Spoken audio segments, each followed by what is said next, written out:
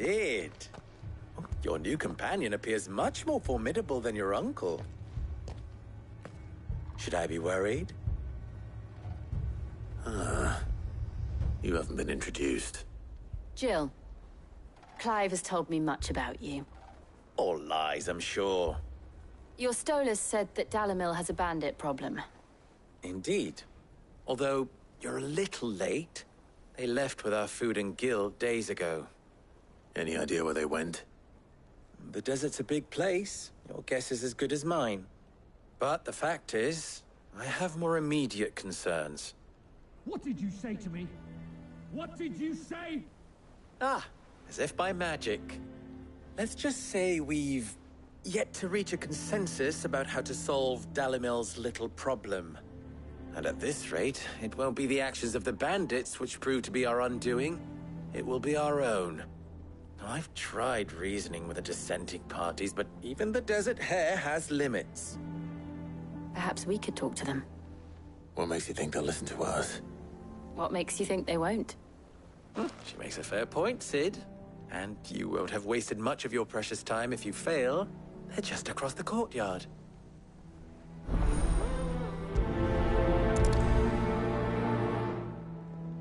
Suppose we just follow the shouting.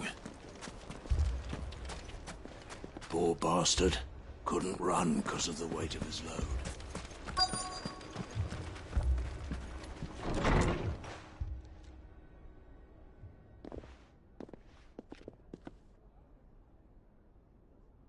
You wouldn't talk like that if it had been your men whose throats were slit. Blood for blood, it's the only way. We hire mercenaries and have them mount the bandits' heads on our walls as a lesson to the rest. And what happens when those mercenaries are slaughtered like your men? Are you going to hire more? We're better off using that coin to buy food and supplies. If we hire mercenaries, the only thing we're buying is the bandits' ire. And you cannot fill empty bellies with that. Do you hear me? But what happens when they come back? Maybe it'll be your throat that's slit. That's enough. Both of you. Any more of this and I'll throw you out myself. Come back when you're ready to talk like adults.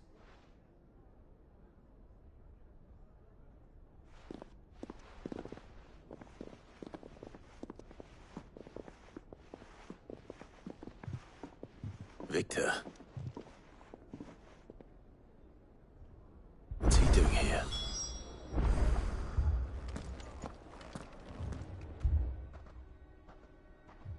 Sid. And Lady Jill. What brings you here? I was about to ask you the same thing. Costness is in chaos, and the markets have all but ceased to operate. The Briar's Kiss here in Dalamil is the only place I can reliably obtain supplies. I was here to do just that when Master Lubor told me of his troubles.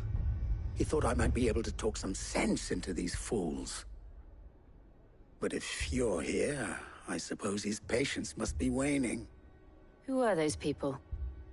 Those were the thorns in Lubor's side. And the reason this place might be headed the same way as Costness. It's these accursed skies. The darkness is enough to drive a man to madness. Or an entire city, for that matter. We're still working on the skies. But in the meantime, perhaps we can find a solution to Dalamil's problems. I hope so. For all our sakes.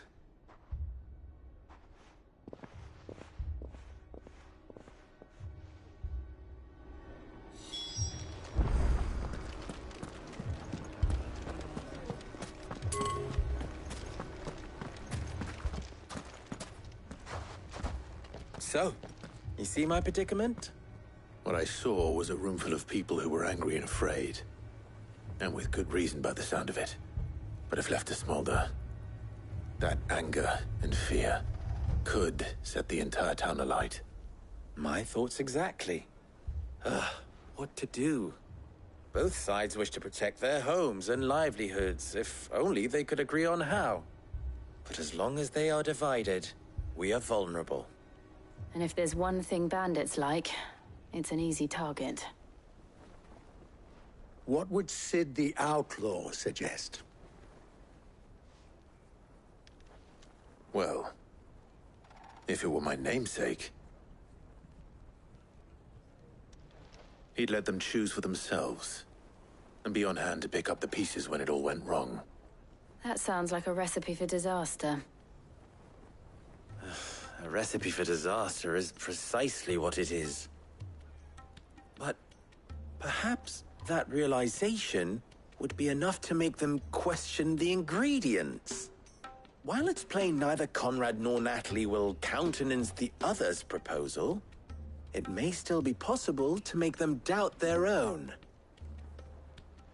Before presenting them with a third option. And that would be? To pool our resources and save the city ourselves. Why fight each other? When all that fear and anger can be directed at the bandits. It appears we have a plan of action. Victor, pay Conrad a visit. See if you can't convince him of his folly. I'll speak with Natalie. As you wish. Your faces are not well known in this town. That may prove useful. Don't worry, Victor and I will do most of the talking. You need only play along. Play along? What he means to say is yes.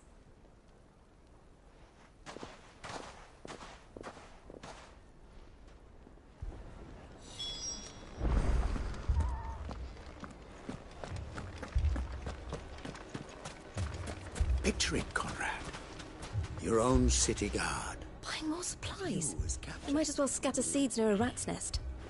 They're the problem, and only steel will solve it.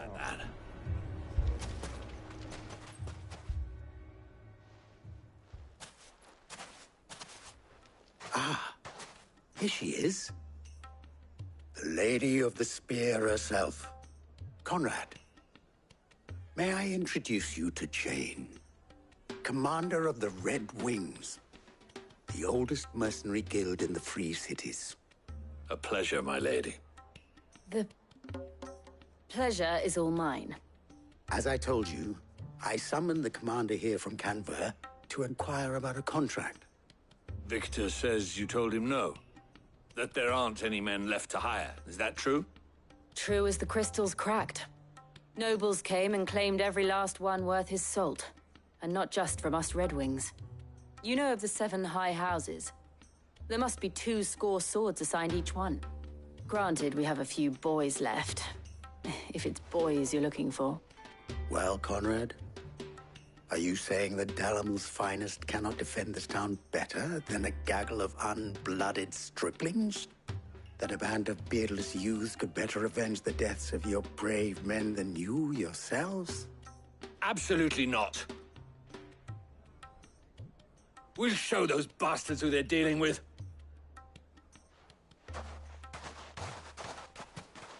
I can't believe that actually worked. Conrad's not what you call the brightest candle in the crypt. And there's a reason why I had you do the talking and not Sid. Well played, my lady.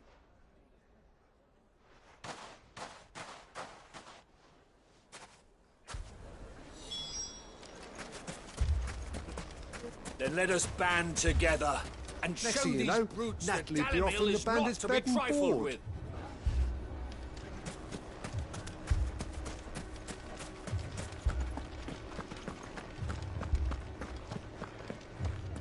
If you're wondering why Dalamil's in such a sorry state, you can blame the bandits. Them and the mercenaries who are guarding the gates. Though I can hardly fault them for running. Fighting would have meant death. Did for more than a few. My shop. If I had my pickaxe, I would...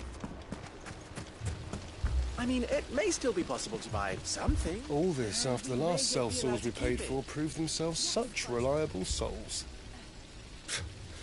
You'd have us throw good gil after bad.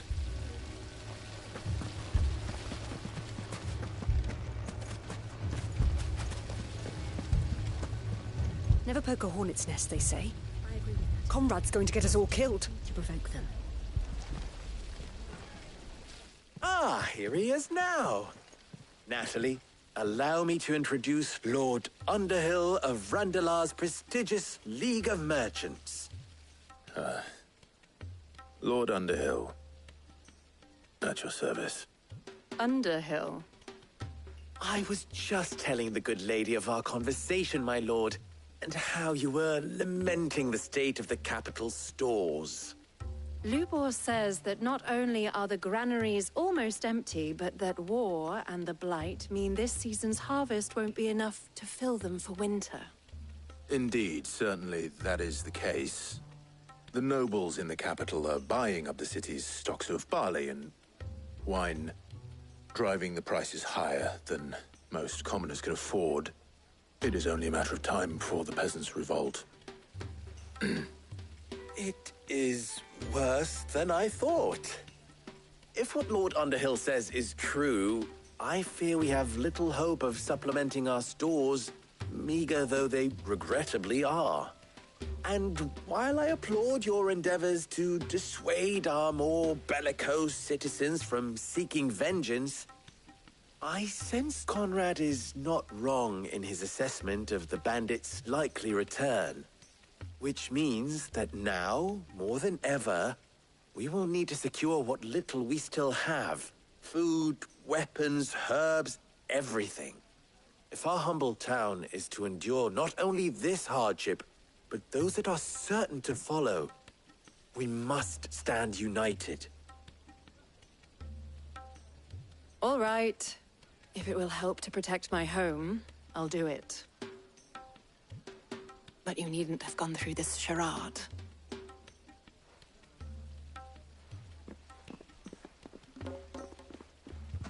Thank you, Clive. Your performance was nothing if not workmanlike. She saw right through it. I didn't say it was good, merely that it produced the desired effect. Now, my scouts should be returning shortly. Meet me back at the Briar's Kiss, and we shall see what we face.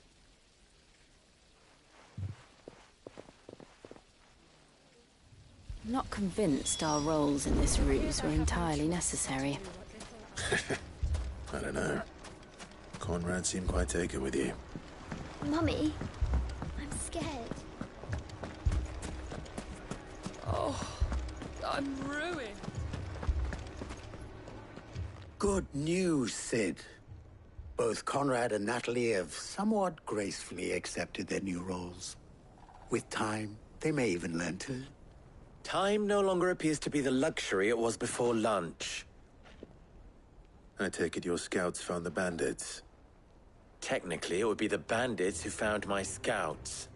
It appears they march for Dalimil as we speak. All of them. You're not serious.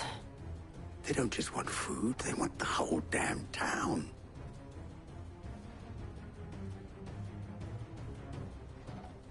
I have a favor to ask.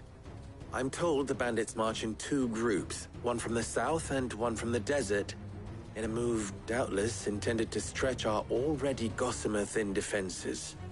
Very well. Jill and I will meet those from the desert. But what of the rest? The rest, my friend, the city shall fight.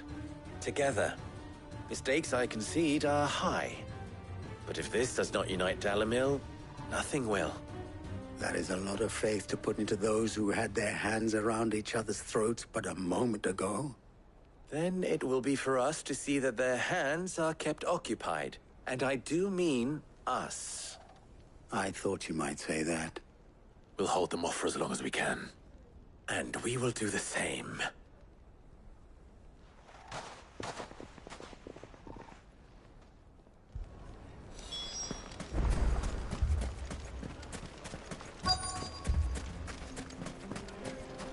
Ambrosia won't help me here. The women folk have come to... I'll take that one. He's all yours.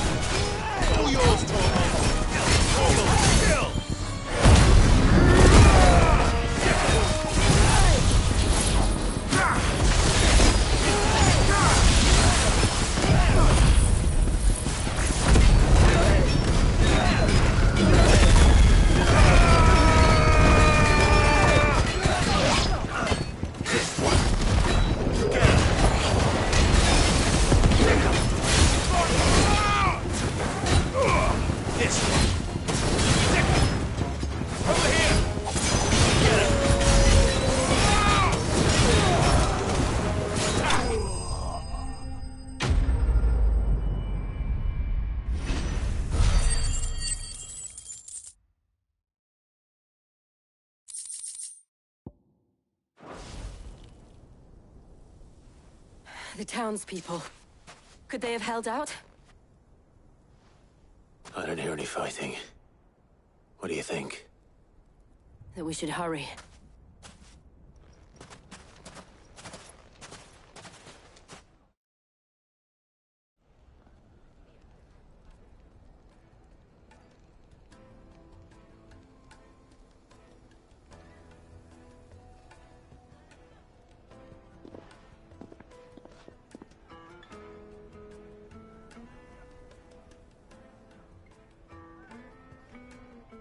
Natalie, I owe you an apology. You did well out there. The inn would have been lost had you not held the line. Without you, there would have been no line to hold. You saved us, Conrad. You saved Dalimil. We all saved Dalimil.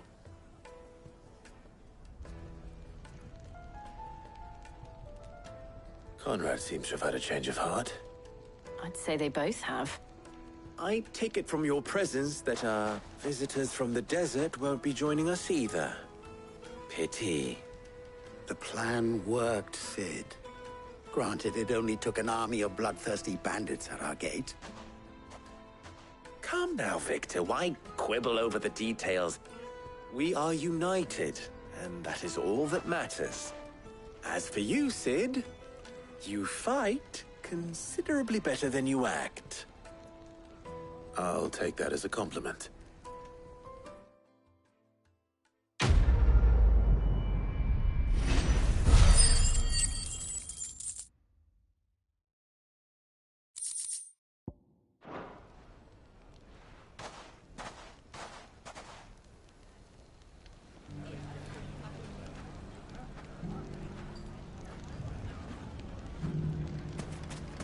So, People take notice of wealthy men. Shouldn't be too hard to track down Karen's collector.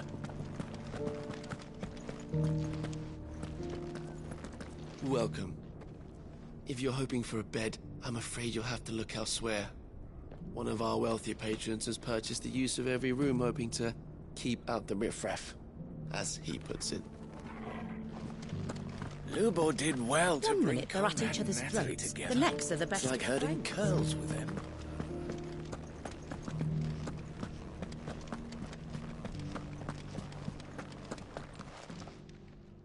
My reputation will be ruined! Ruined! Calm yourself, Lord Ignac, I beg of you, before you do yourself a mischief. Pardon the intrusion, but... Out! Get out! I paid for these rooms so I wouldn't be disturbed. Leave me be! Please, allow me to apologize. His lordship is going through a difficult time, and he's never been fond of guests arriving unannounced. Radim! Get rid of the filthy oaf this instant! Very good, Lord Ignac. Would you mind stepping outside for a moment?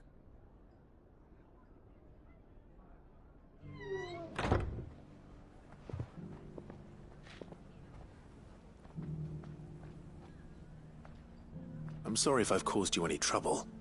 That? No. That's just how his lordship is.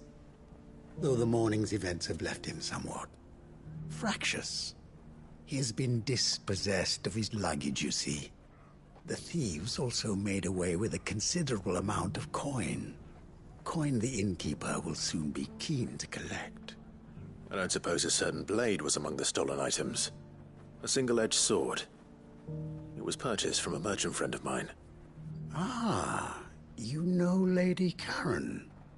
Yes, I'm afraid it was. Then I'll retrieve Lord Ignac's luggage. But I have one condition. You have but to state it. You are welcome to anything that is within my power to grant. I want an audience with Lord Ignac. A few minutes should be enough. Then I'll be on my way. A condition I would be a fool to refuse. Of course, you shall have your audience. I don't suppose you saw where the thieves went? I did not, no. Though some discreet inquiries made on his lordship's behalf mean that I know where you might find them. The bandit's bed. Every ill-gotten coin in Dalimil is said to pass through that disreputable corner of the Valcroy. And that's where I'm heading. I shall speak to Lord Ignac in your absence, and arrange for an audience upon your triumphant return. That will be very kind of you. Farewell, and best of luck.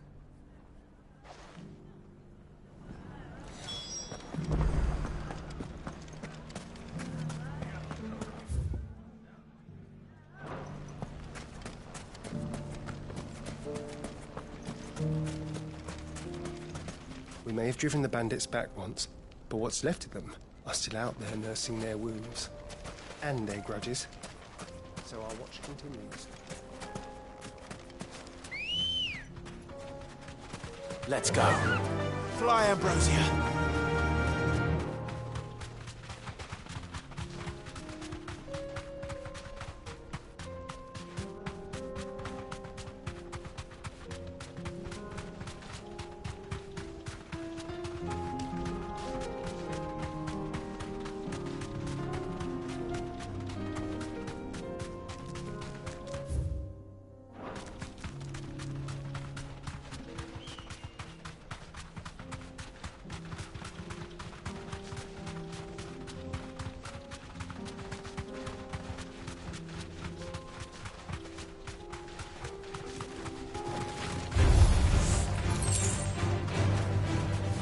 Safe.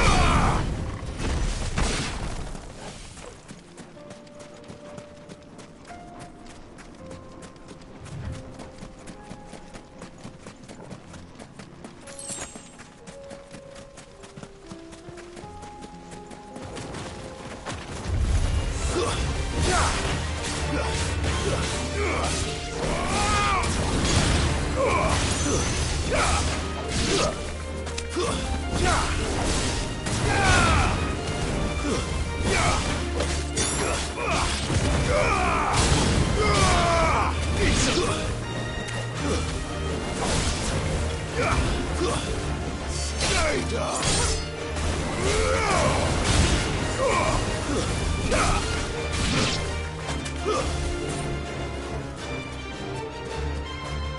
Attack!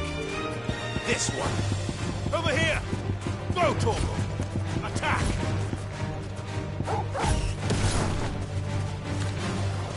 Now, Torgal!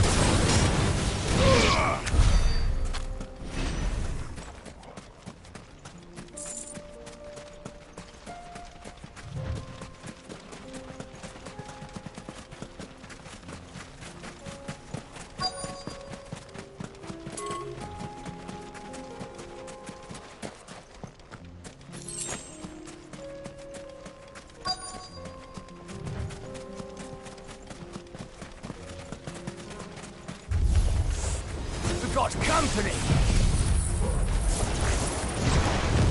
Come on, lads, let's tear the bastard's head off!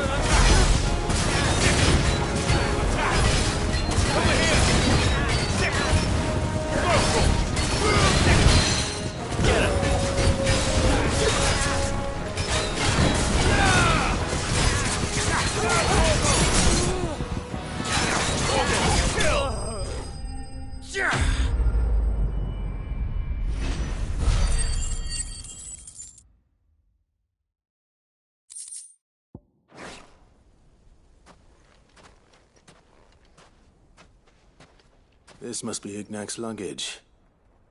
Nothing seems to be damaged. All right. Let's get it back to Dalimil.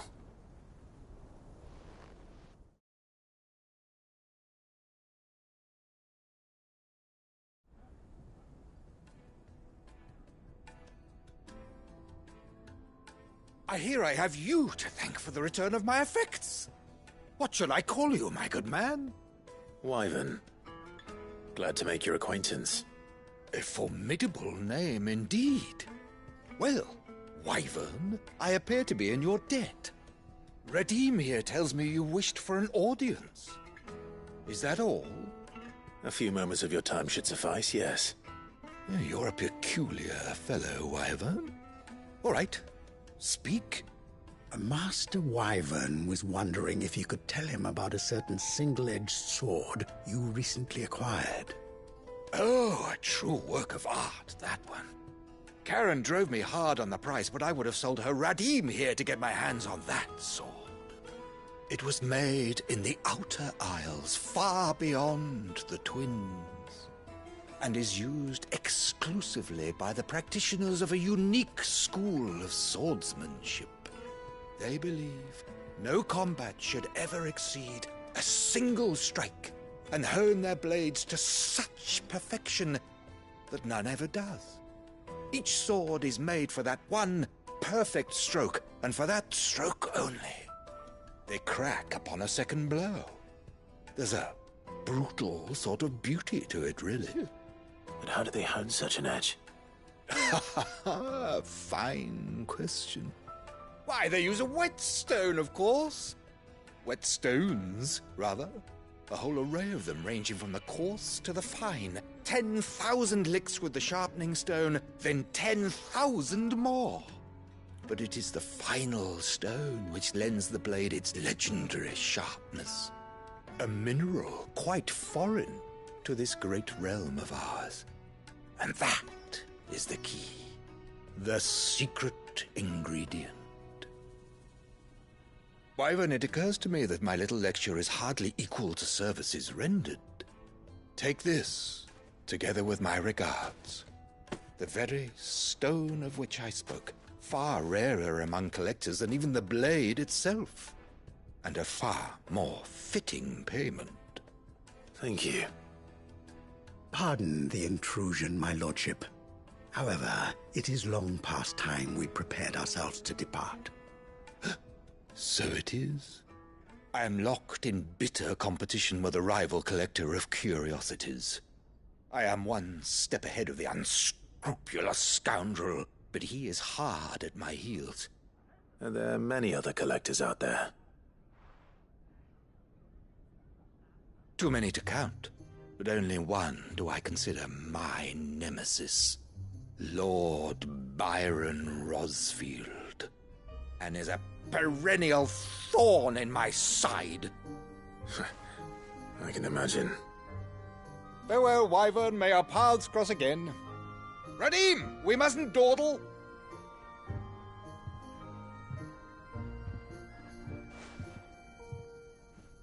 I think his lordship is rather taken with you, Master Wyvern. Thank you again for your assistance. Coming, my lordship. I'll be right there.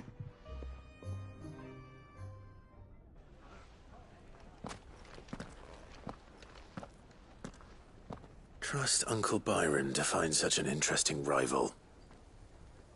Now, let's see what Blackthorn makes of this whetstone, shall we?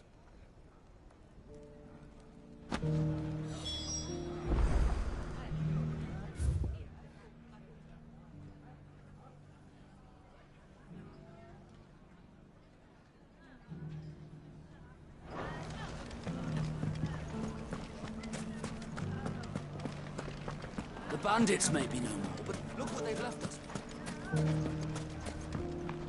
Mummy. The gentleman of the town guard. You wouldn't happen to know if the pieces that were stolen from my store were recovered, would you? They were irreplaceable.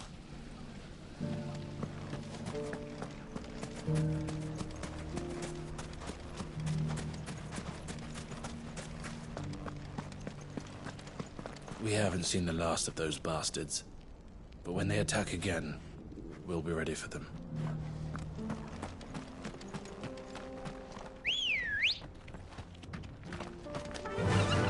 Yeah!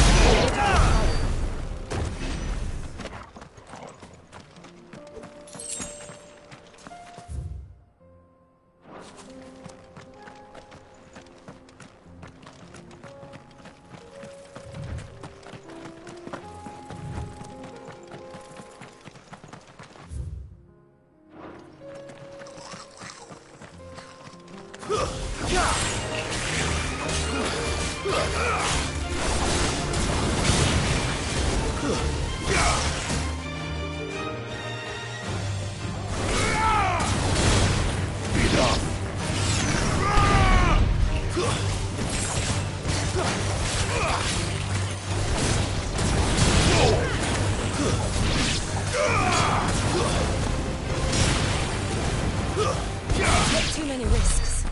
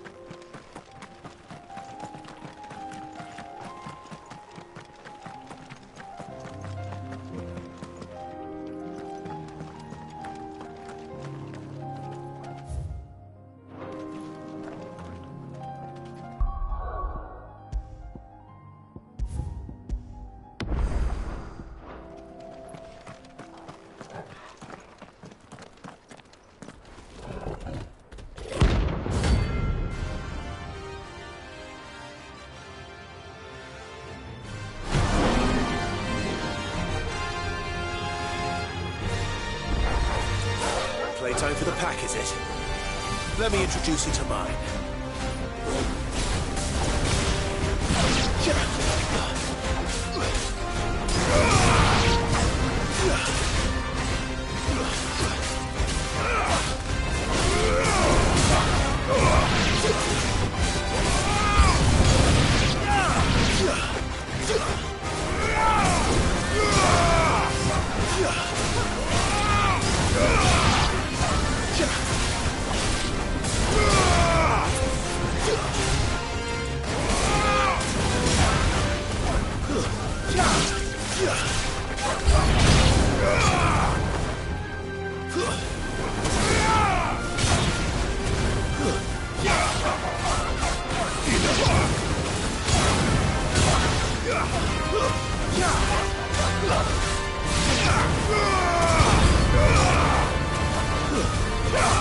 It's over.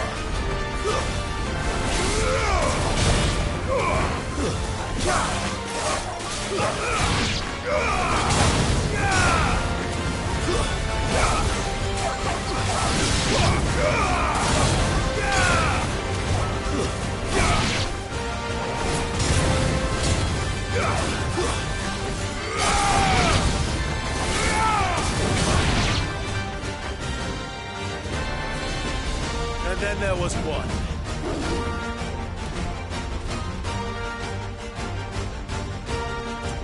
Go for it!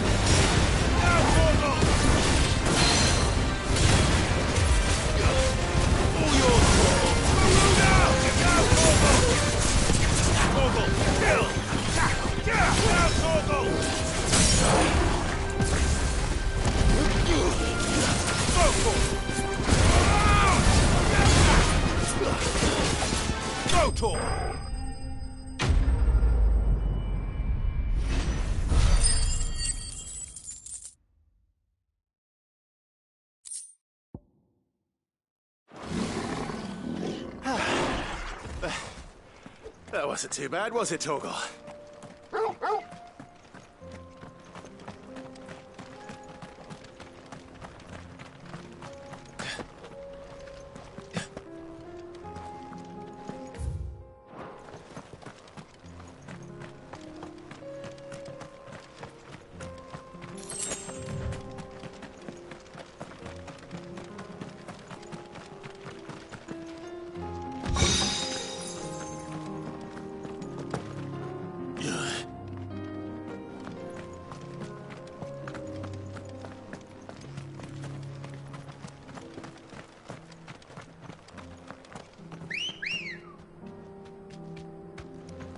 Come on.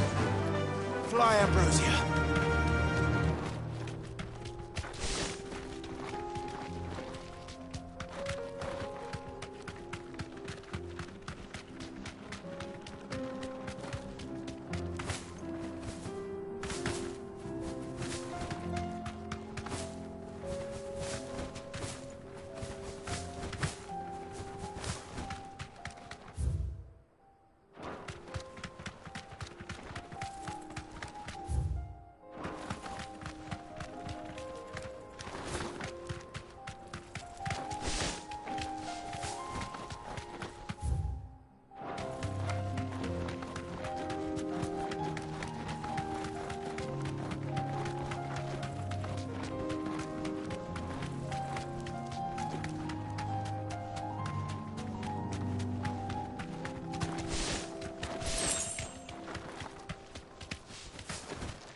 Thanks, girl.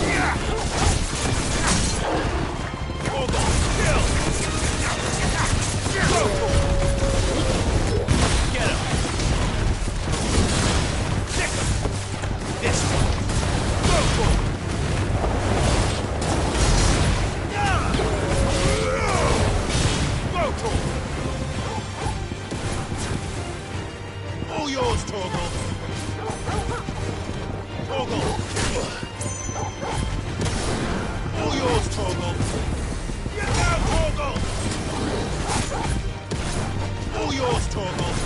Down, Torgal! Torgal, kill! Down, Torgal! Torgal, kill! I needed that. Down, Torgal! Torgal, kill! Down, Torgal!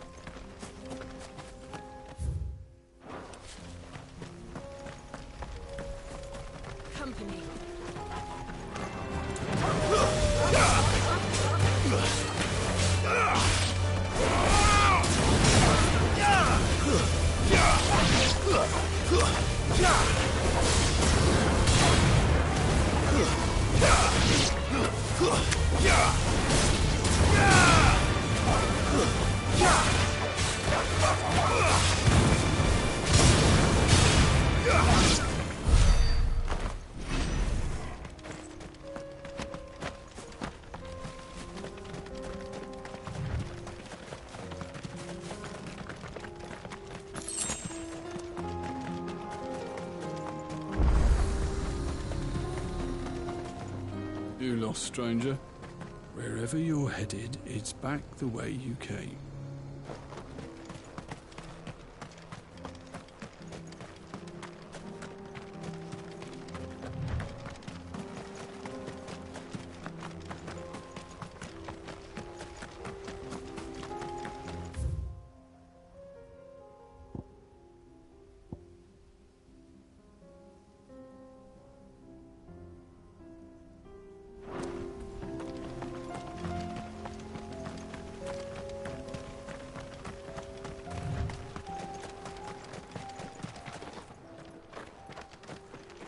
The road is closed. Turn back.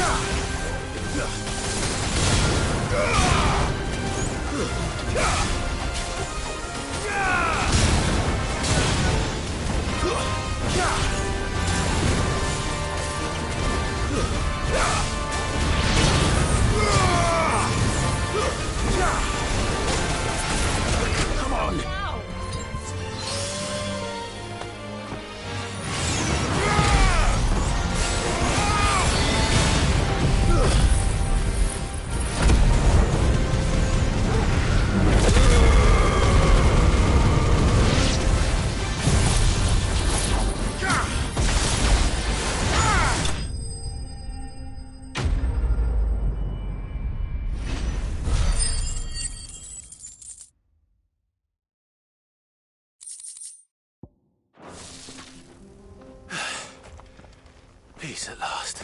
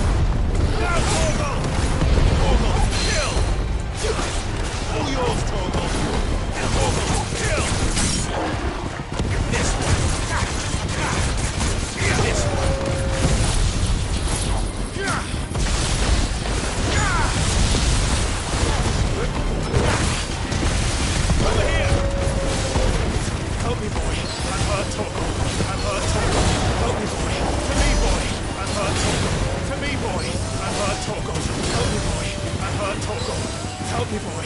I'm hurt, Torgal. There's a good boy.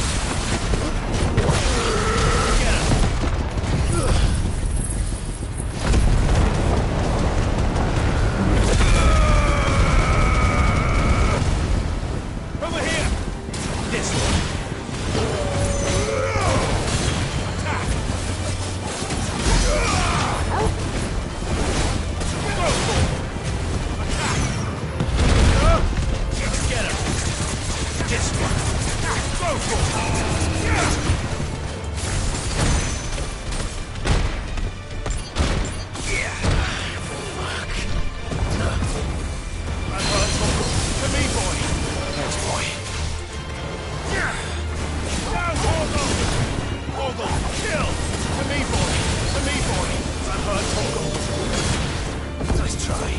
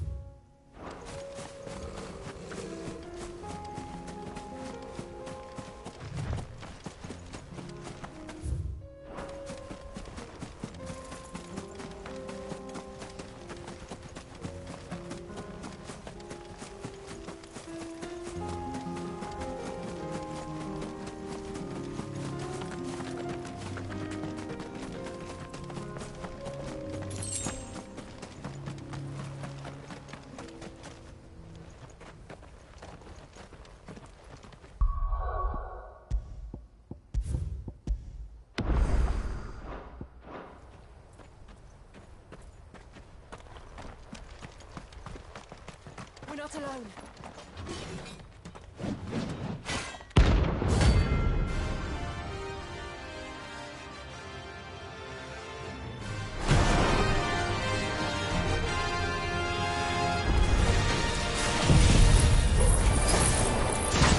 God's forsaken soul, eh? Only those who have nothing. Show it to your pockets.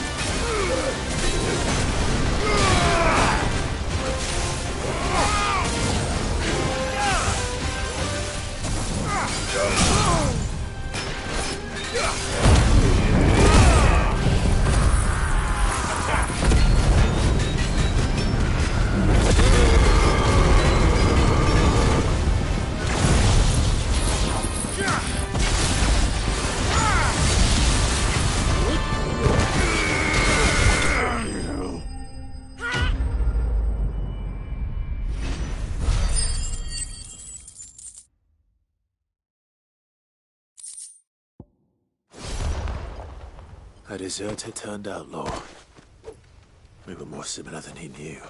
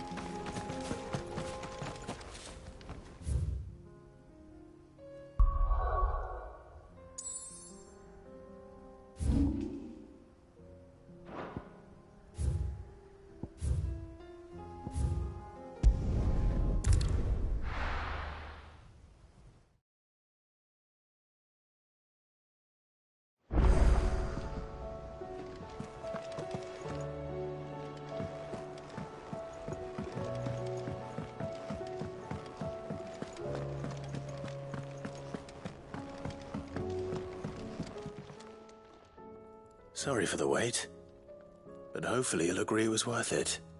You learned something about that sword, then? I did better than that.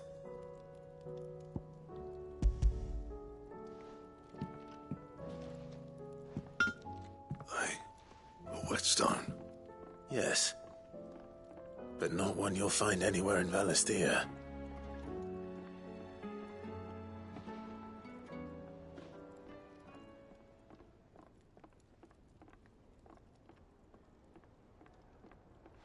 No wonder I couldn't get the same finish on the grinding wheel. One hit and all done, eh? Might not be so bad if all you ever fought were duels. Good luck on the battlefield. Your second opponent would be your last, no matter how good you were. Even so, is there some way it could be used to give the Curse Breakers an edge? I think so, yeah. With this whetstone and the right kind of steel, I could probably even make a twin of the blade that rattled me. But there'd be no replacing this little rock once I worn it down to a sliver. I reckon we get a dozen swords from it, if that. Swords that the Curse Breakers wouldn't know how to wield properly, and that would see them through a single fire piece. Nah, no point trying to copy that thing. Be about as much use as a wax anvil. But finishing our blades with a whetstone this fine, now that's something to consider. And what's finer than fallen masonry, eh? Or more hard-wearing, for that matter. Just imagine it. Good Valisthean steel with an edge as sharp as any found in the Outer Isles. I won't make a copy now. I'll make something much better. I'm sure the curse breakers will be delighted. Just don't push yourself too hard. Don't you worry about me, Sunshine. I've been working day and night since I was half your age, and I'll still be here when you're long gone. Hey, thanks, Clive. I mean it. I owe you one, August too. It's good to know someone's looking out for me. You'll be happy to hear you said that. And I'll see that my debt to you's paid. First new blade I make's got your name on it. You come and find me when you've got the materials. All right. I will.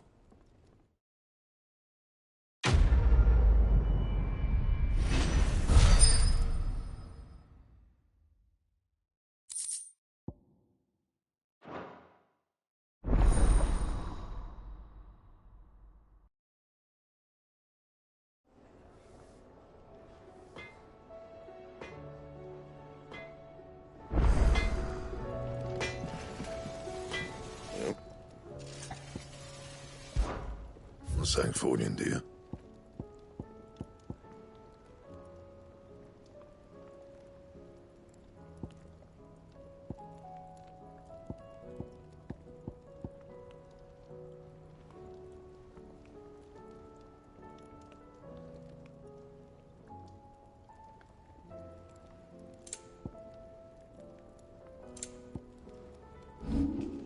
That it?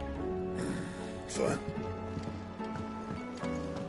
Did you see the pair that got hauled into tires?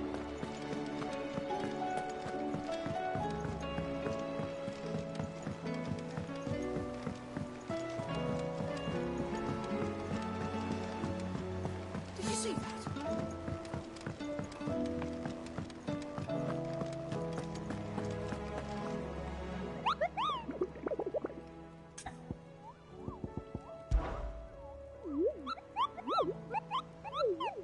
You mean the Iron Kingdom?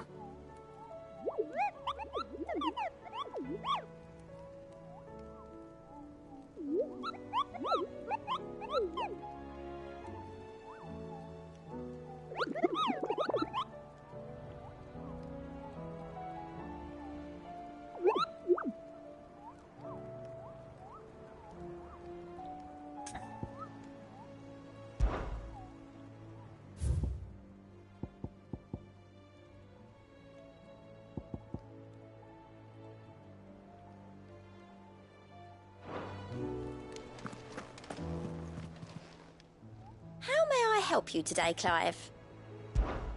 Is everything we've received and everything promised?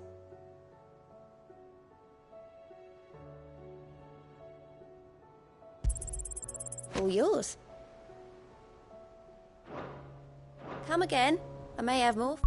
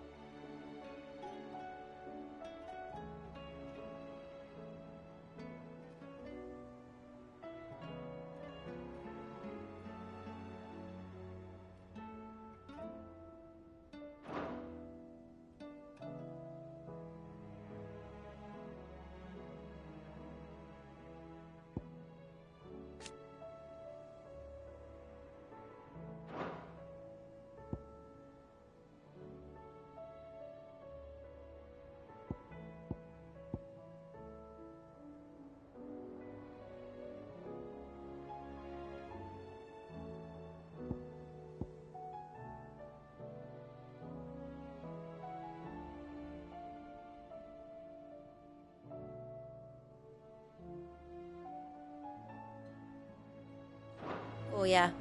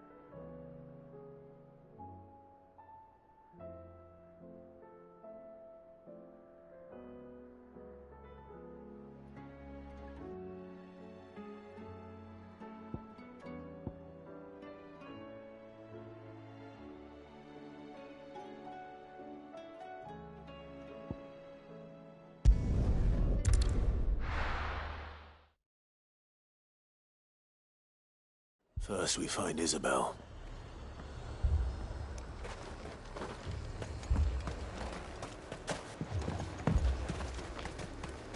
I heard a bloke saying he saw ghosts on the far side of the wall.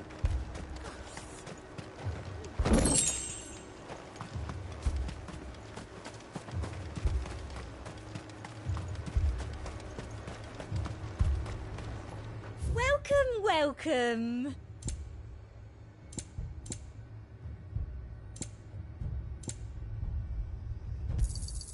I do like a customer who knows what he wants. You've a keen eye. An excellent choice. Come back again. Can I interest you in some plates of mace? Or perhaps a racer to a ginger? I've been willing to trade if you got no coin. The whole of Oriflamme under a flood. And we're next. If there are ghosts in the Royal Meadows, then why isn't a garrison dealing with them?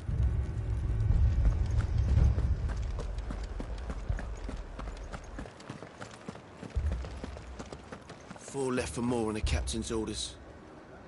Only 2 came back. God help us.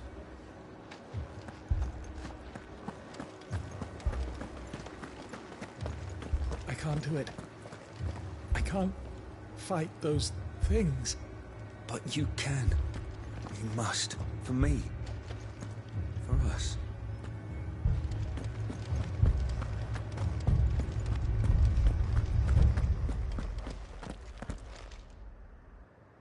My lord.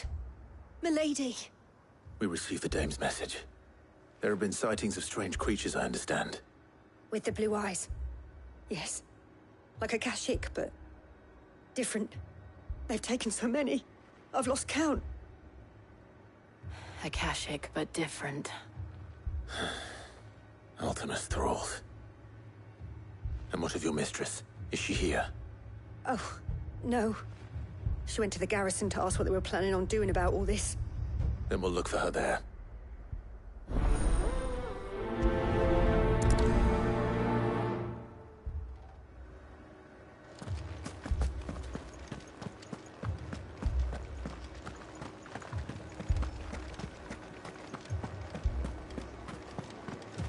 We could leave.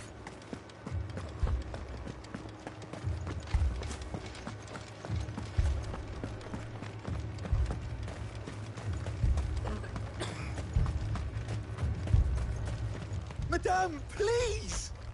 Half the garrison's been slaughtered by those things. We lost the captain this very morning. We've tried requesting reinforcements, but there's been no word from the capital or the Dominion in days! What more would you have us do? I would have you do your duty. Those at the Vale look to me for protection. And protect them I shall. Because they are my charges, and that is my duty. In case you have forgotten, the people of this town are your charges. But more than that, they are your people. Your sisters, your brothers, your lovers. So you have a choice. Lay down your sword and watch as they are slaughtered, or take it up and do what is right. She speaks the truth, you know. This here, it's all we have. It's all that's left. What we have left is our lives! Do you really want us to lose them as well? Not if we don't have to. Look, there's a cask under the captain's bunk. Let's talk about this over a drink, eh? I'm listening. I'll have a word with him.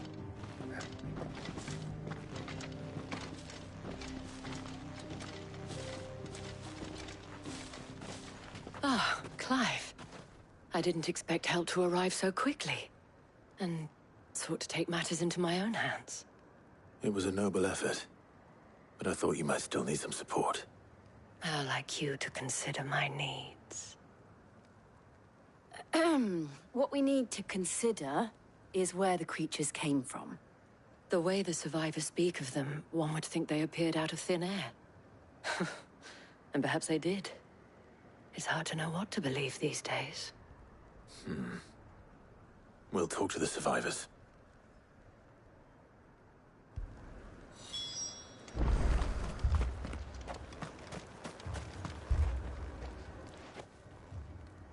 You're a pikeman, yes? What happened? I've got family in Moor. I heard the flood was spreading, so I went to see if they were all right. And a pack of them glowing things found me in the meadow. I ran for my life. I never did get to the village. Leave that to us. My family. They're still in the capital. It's all right.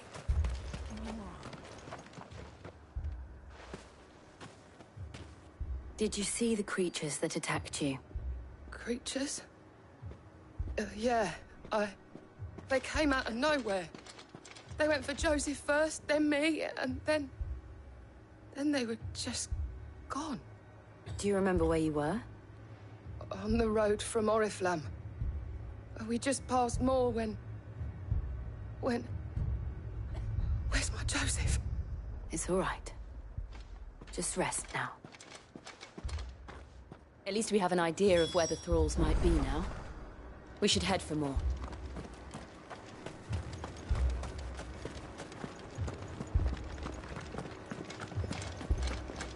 The two soldiers were carrying another.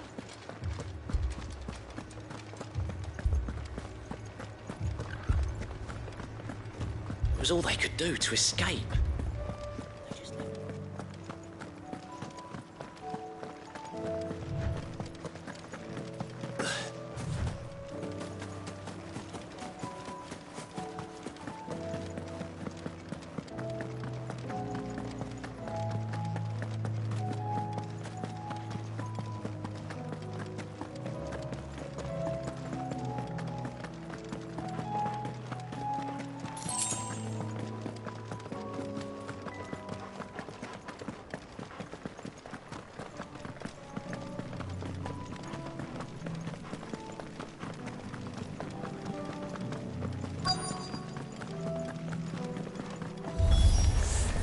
Clive, look!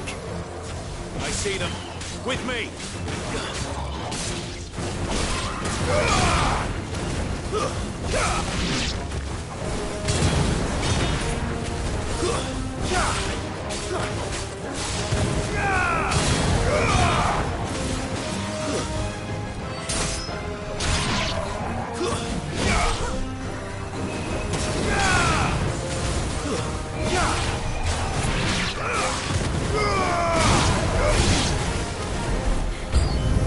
Should I prime? Save your strength.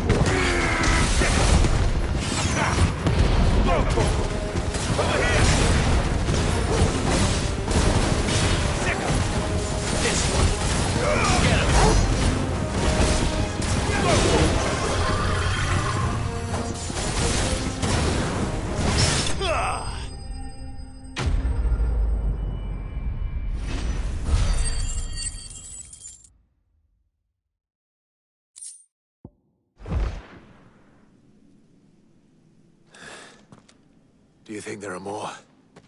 There are always more. But I'd say we've done what we can for the time being. Then we should let Isabel know.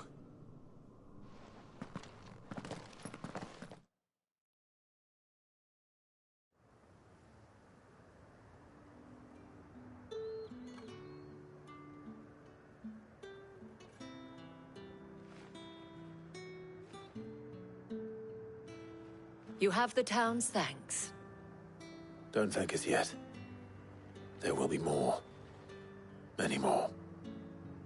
And you'll need to be ready for them. Oh, we shall. Isn't that right, Captain? Yes, milady. The garrison will be ready. Philippe here has convinced most of the men to remain at their posts. For now, at least. Hearing that the Dane would look kindly on any man who committed himself to the task certainly didn't hurt. It's not the most selfless of motives, I'll admit. But whatever it takes, eh? Now me, I never needed convincing. I became a soldier to protect the people I love. And the people I love include the ones standing before me. Handsome and chivalrous. Now, if you don't mind, I have sentries to post. Milady.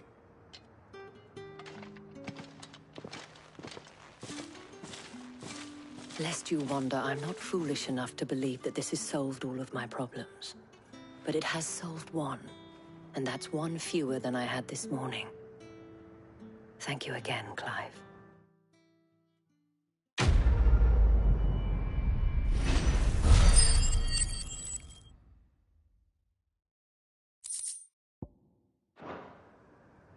Our friends seem to have things under control. For now, at least. Let's go and put Otto's mind at rest. Philippe will make a good captain.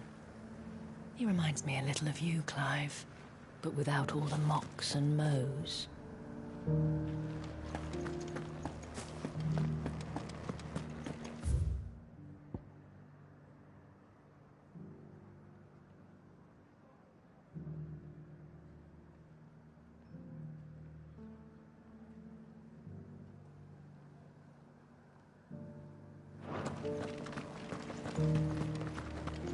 those things I said before.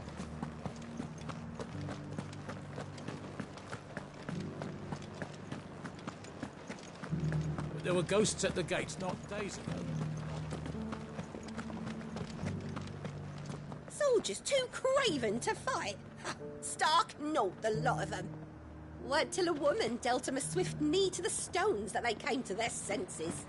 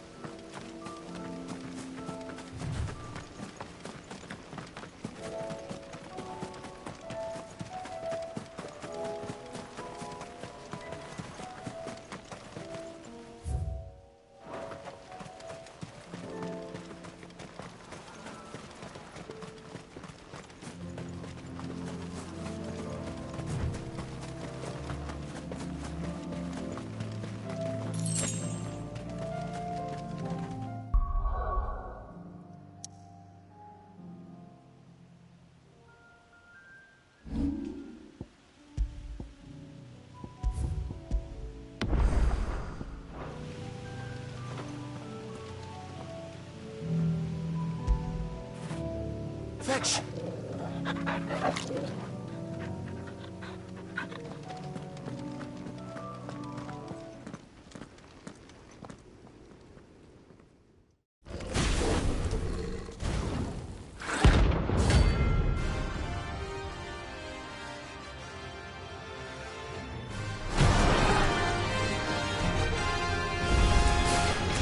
What we have here? Greetings, Your Majesty.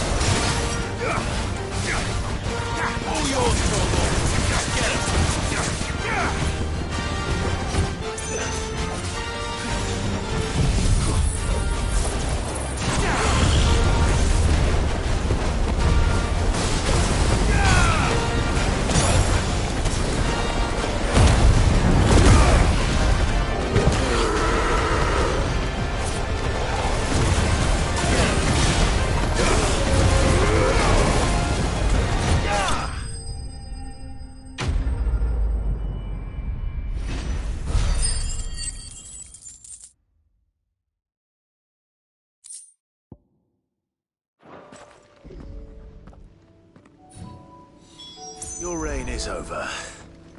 Now to collect the ash. This looks like the stuff. Let's see if there's any more.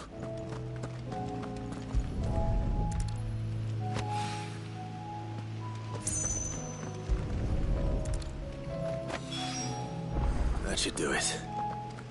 If a wine needs more than this, he can fetch it himself.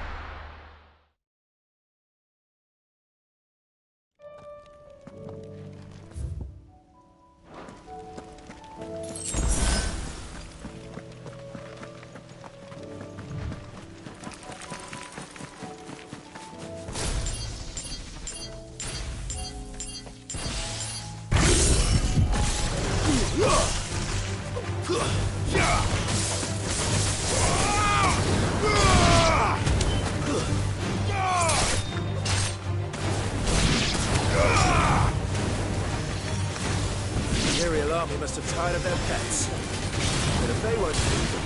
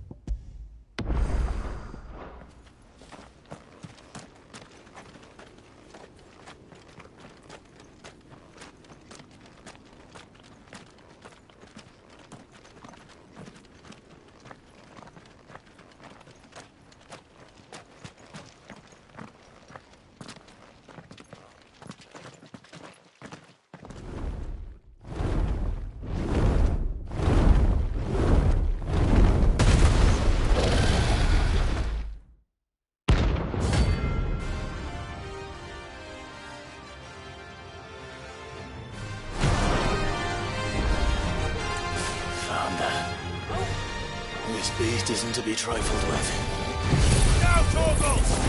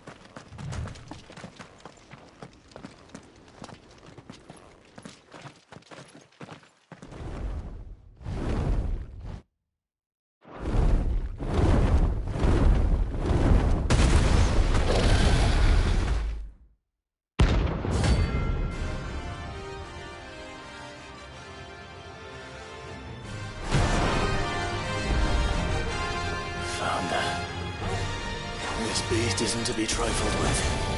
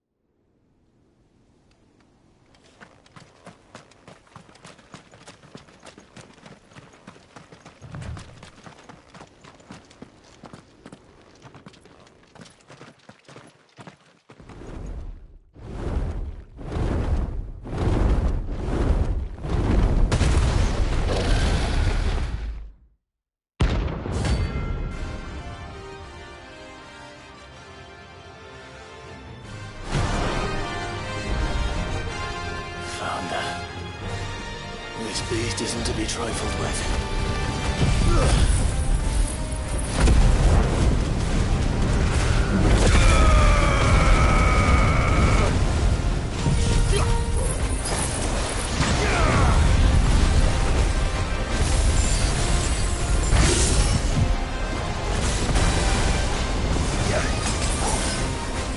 Well done, Torgal.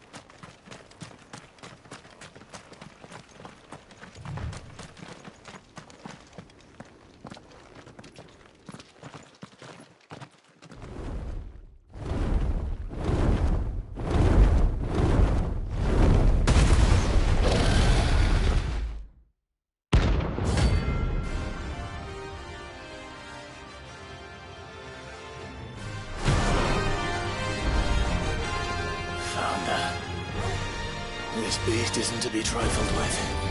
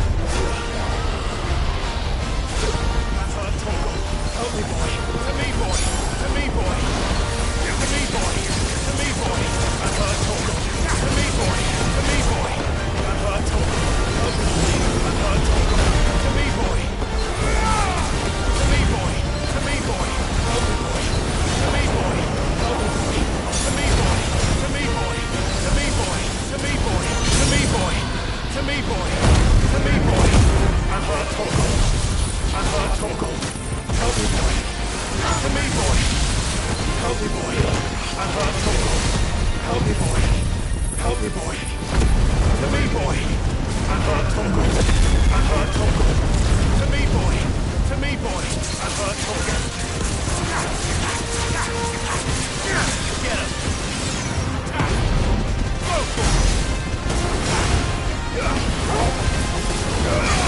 Over here! I've heard Toggle.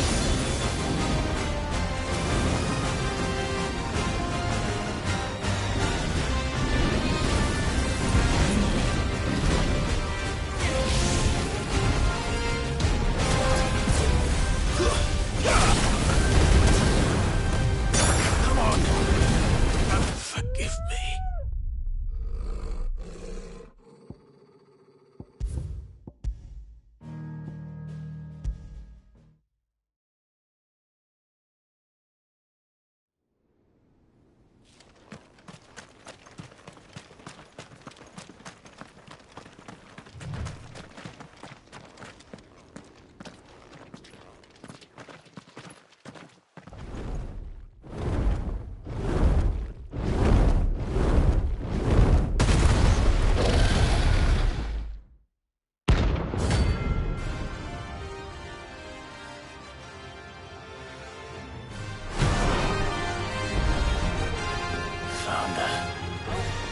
This beast isn't to be trifled with.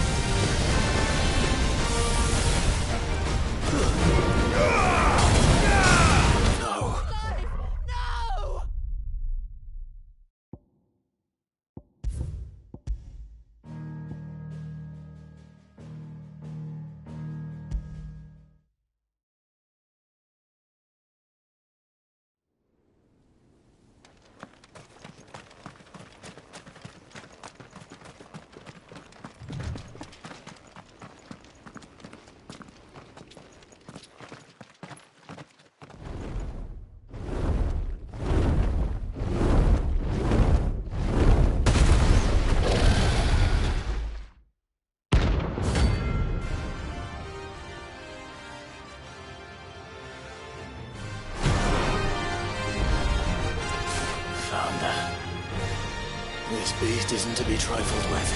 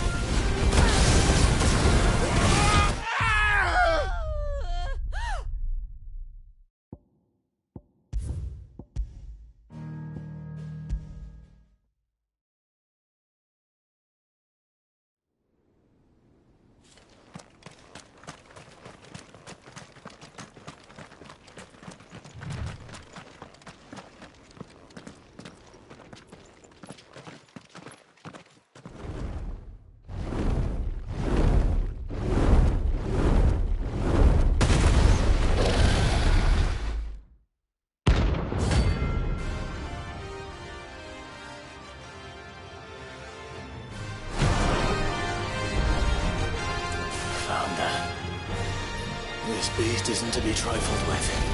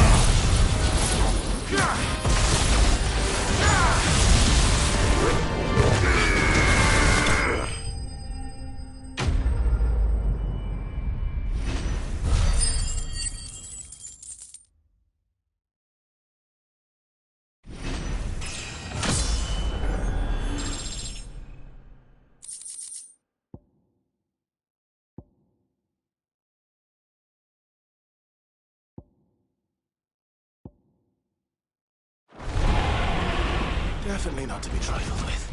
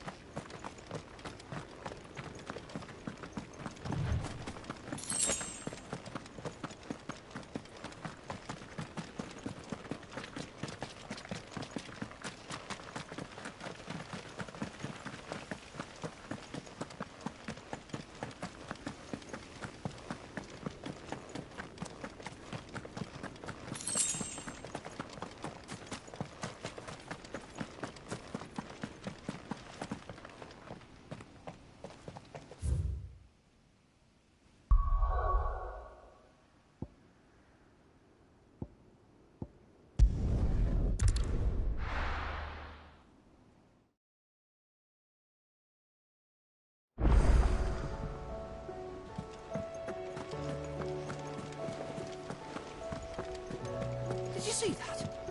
Tell me you saw that.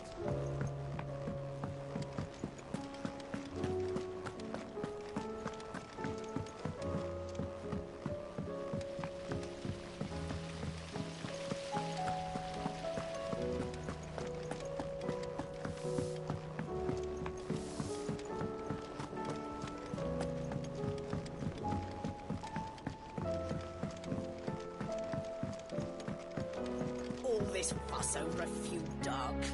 All right there, Sid? How's that hunt for the bomb ash going? I have it here.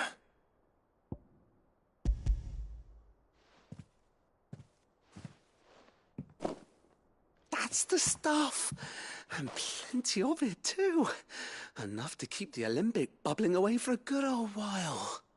You're a gent, Sid. Let nothing say otherwise. Right then. Let's get this contraption up and running.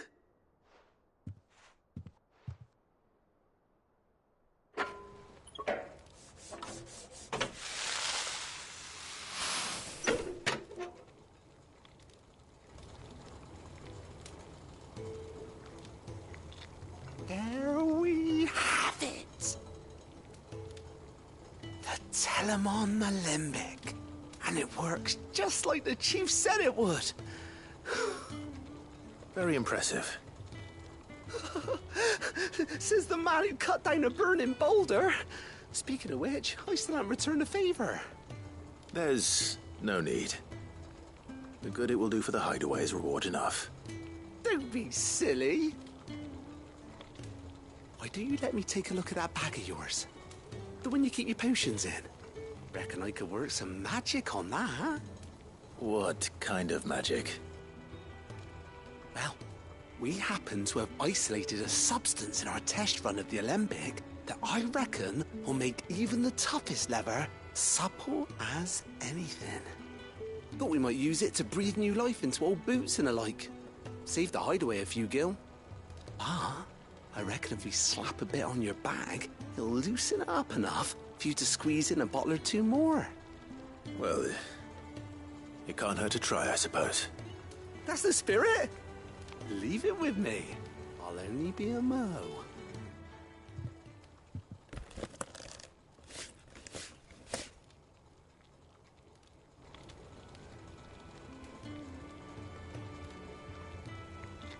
Well, what do you reckon?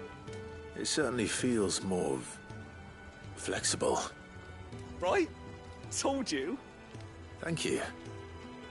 I think. No. Thank you for supporting Mid and the rest of us in our endeavors. Without you, we'd never have been able to discover wonders like that stuff I rubbed on your bag. And I'm telling you, there's plenty more where that came from.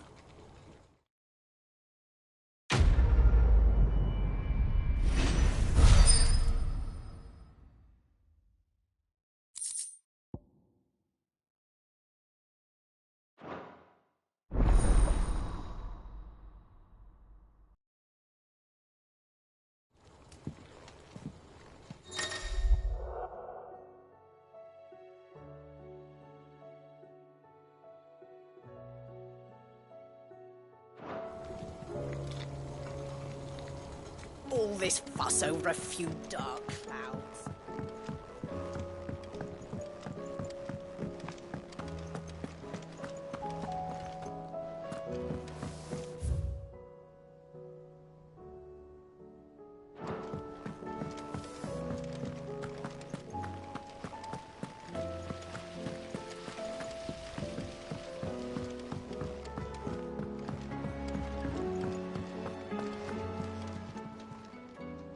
Oh, I wasn't expecting you back so...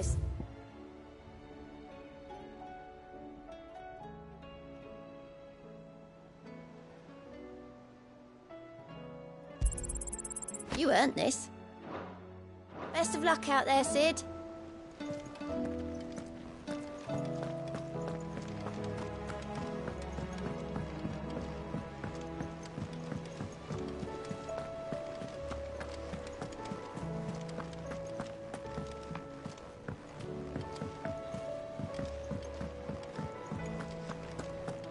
It seems the hideaway's lost its appetite.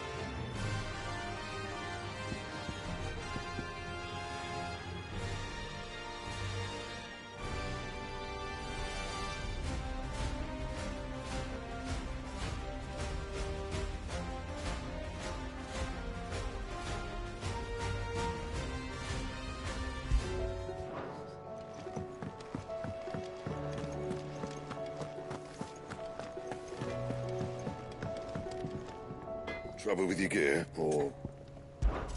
So, will it be?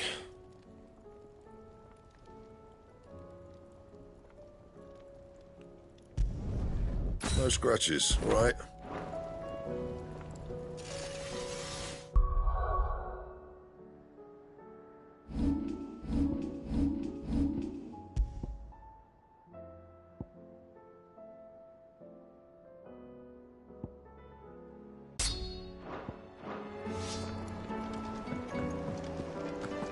Did you see the pair that got...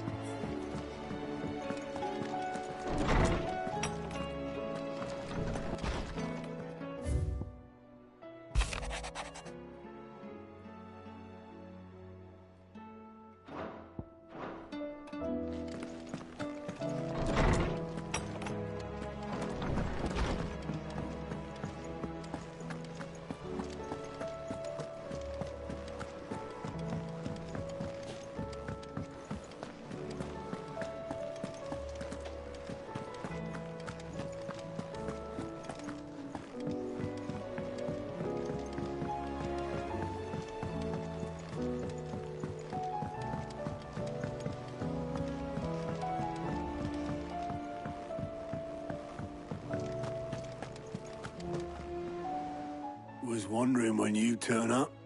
Had owls from all our friends thanking you for your timely intervention. How is it you always manage to arrive at just the right moment? Luck, I suppose.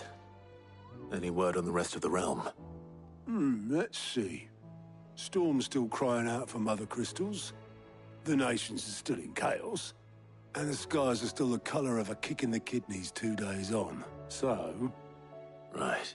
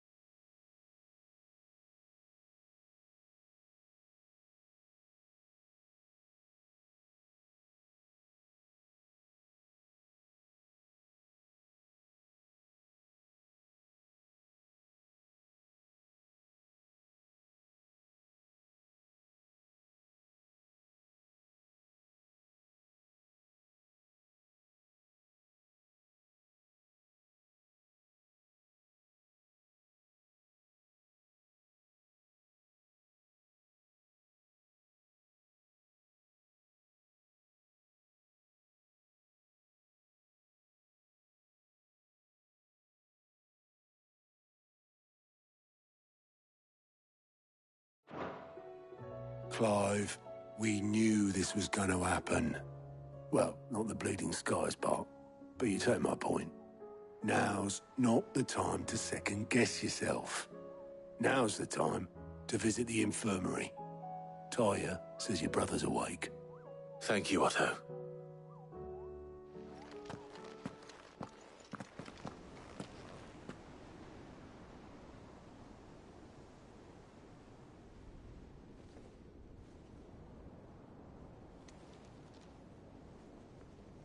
So it was not Sylvester, but Olivier who served as Ultima's puppet. And when Dion learned of this, he sought to slay the fiend.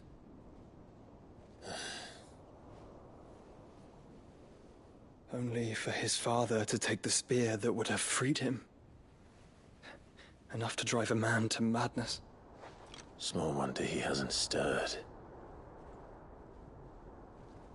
I would be afraid to wake. Had I but reached out to him sooner, warned him of the threat Ultima posed. But now, both an empire and her prince lie broken. Joshua, what do you know of Ultima?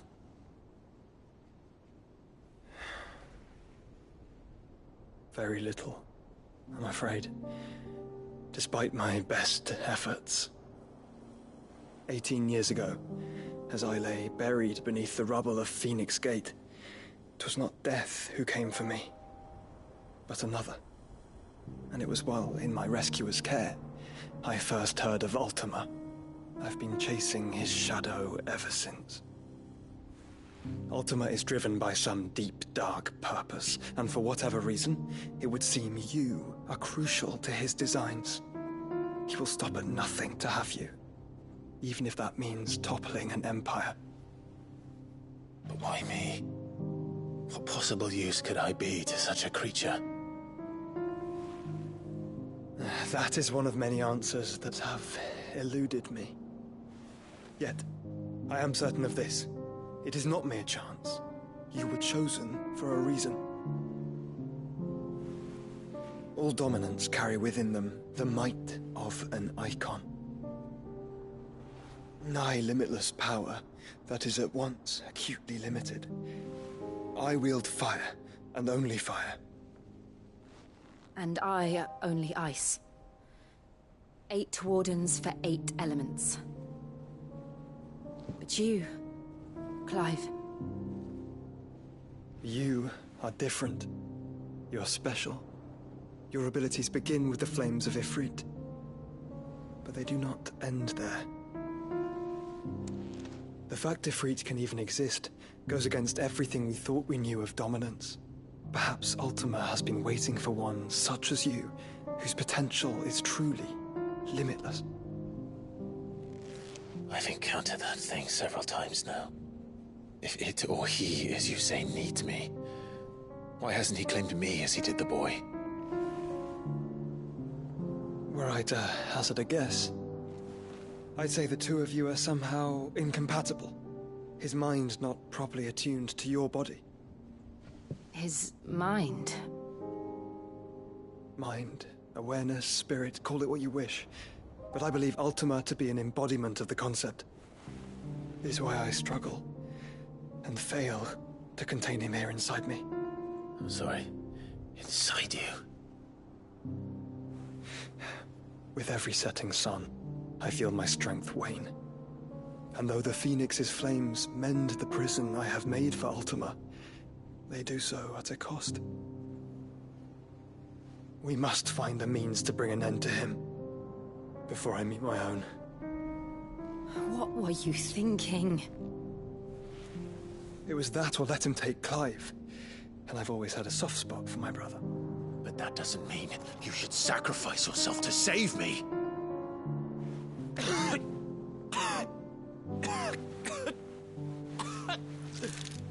Joshua. Clive, it's Gav. There's an army of Akashic at the gates of Canver.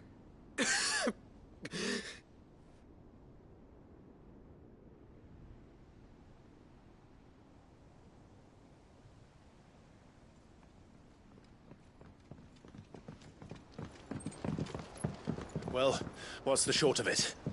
Thought Ty had told you. The capital of the Free Cities is under siege by an army of monstrosities. The city guard are doing their best to stem the tide, but numbers ain't on their side. What of Lord Byron and Mid? Were they able to escape? No, but they're all right for now. They're hiding with Gav at midship. We have to get them out of there. And we shall. Otto, prepare a Stolas. Tell Gav to stay exactly where he is. Understood. Vivian, what's the swiftest route to the Free Cities? That sounds like a question for the map. Look here. This road, through Tabor, should provide the least trouble. Good. What a coincidence. Tabor is exactly where I'm bound. Joshua, Bed is where you should be bound. You don't think I told him the exact same thing? Were Taya not such a talented healer, I would surely have been inclined to agree. But, thanks to her ministrations, I feel I may safely rejoin my attendant, who was to wait for me in Tabor if we became separated. All right, we travel together. Clive. If he stays close to me, he'll be fine.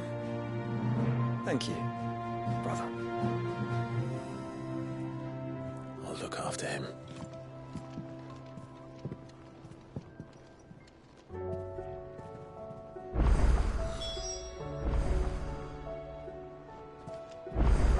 What will it be today? Allow me to educate you. Here you are.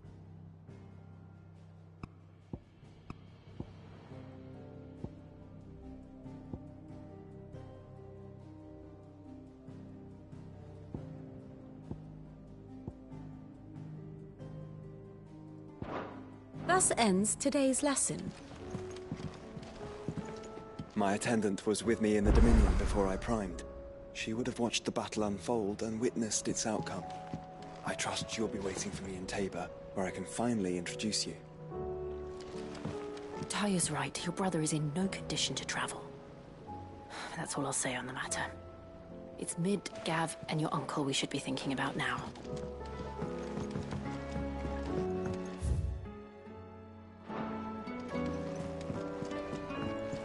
You know how I feel about this, but your brother's stubbornness knows no bounds.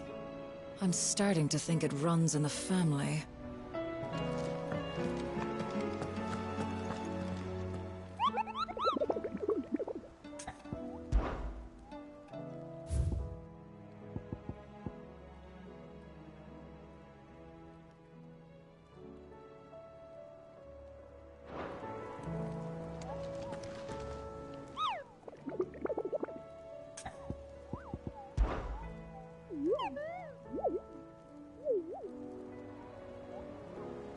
What did you find down there?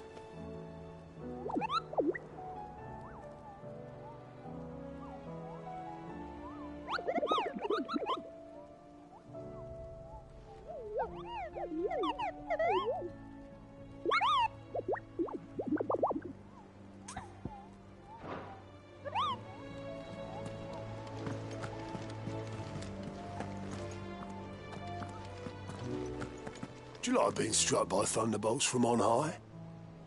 Then don't let anything happen to Mid. Yeah? We sent Cursebreakers to Martha's Rest, Dalamil, and Northreach. Hopefully they can help maintain the peace. Or at least a semblance of it.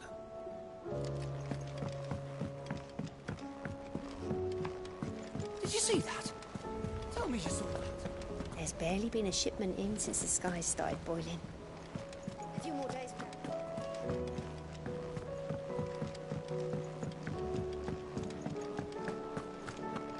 Seems the hideaway is Blasted book. Here, you put me in this situation, Clive. You can bloody well get me out of it. I need a hand with a recipe. Are you sure it's me you're looking for? I'm not much of a cook. I'm all the cook will be needing, thank you very much. What I want from you is a little of your time, right? Oh, and perhaps your sword. You remember Ivan's stew, right? Well, despite the look of the thing, and that awful stench, people wolf it down. So I thought I'd try making one of these supposed masterpieces myself. Had a peek at the book and gave it a go, but, well... It wasn't as straightforward as you'd hoped. Yvonne had the same problem. Yeah, but this is my blooming kitchen, and I will not be outdone. So if you don't want to be seen as playing favourites, I suggest you lend me a hand. I've never been one to play favourites, Molly.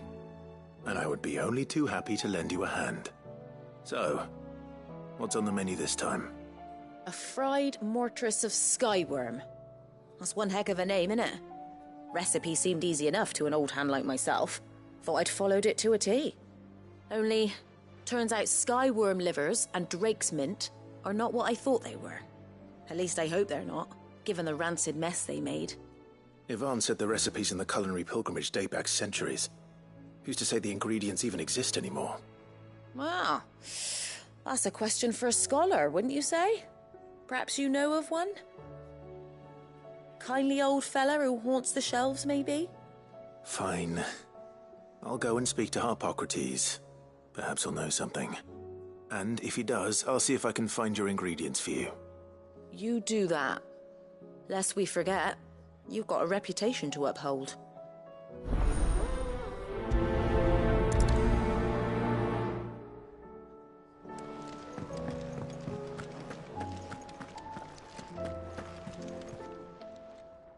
Aye, it's a dangerous world out there.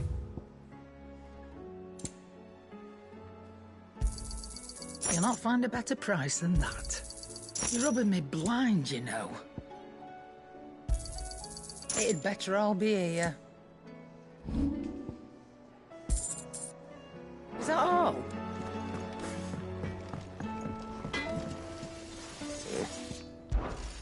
What's Sancfordian, dear?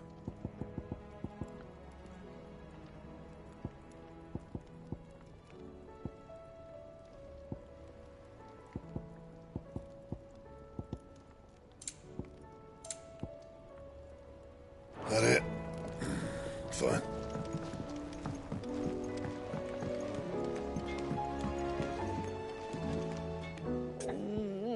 What am I gonna do? But no more. Is everything all right, Goots? You seem more discomposed than usual. Oh, I don't know what that means, but I'm in a bit of a muddle. Oh, I think Nan might be in trouble, and she's... It's all right. You can tell me.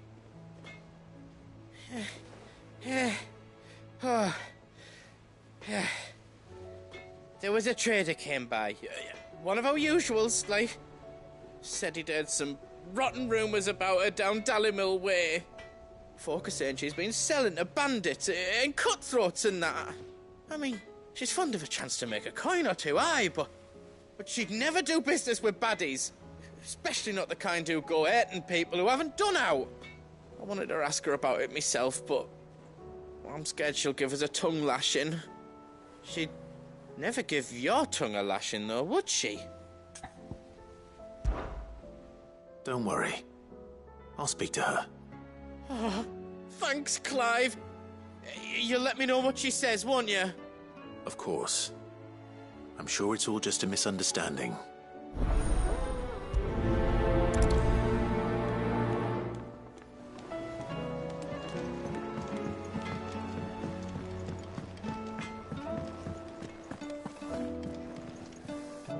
Lady Karen. How's business? Not nearly as foul as the weather.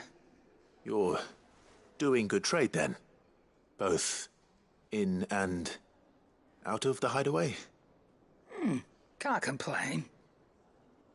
Wait. What exactly are you getting at? Not once in 5 long years do you pay my affairs half a care, but here you are today, raking me over the coals like a bloody popoto? Just asking. Out of interest. All right. I'm here because I was told that certain rumors have been circulating. About you selling weapons to brigands. Oh. Are you? And who was it who knows me so well as to tell tales of my evil exploits? I didn't exactly hear firsthand. All I know is that someone in Dalamil has been spreading word to that effect. And what? You believe it? You think I'm profiting off the blood of innocents, do you? Look, I've done things I'm not proud of. Might be there were a time when I turned a blind eye to the wretchedness of the world so I could line my pocket. But that woman is no more. And you'd know that if you'd ever paid the slightest bit of notice. You're right, Lady Karen. I apologize. It was wrong of me to doubt you. No, it was. Now, I reckon you've got better things to do than pointing your do-gooding finger at a poor old woman. Of course. Good day.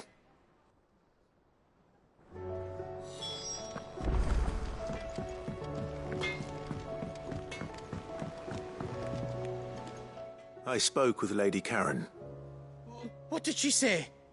That the rumors were unfounded, and that I was a fool for thinking they might hold any truth, along with some other things that made her feelings clear. And while it sounds like she may have done things she regretted in her past, she says those days are behind her. Oh, well, that's good. I knew Nan wasn't caught up in out bad. But why would people say she was? What did she ever do to them? It's not right. No, it's not. But people do things for all sorts of reasons. Perhaps we'll never know. Well, I'm going to find out. That trader, he said they were all talking about her in Dalamil. So that's where I'm going. I'll find someone who'll tell me, you'll see. Are you sure that's wise? Whoever's spreading these rumors means Karen ill. Oh, right. But that's why you'll be coming with me, isn't it, Clive? I suppose it is.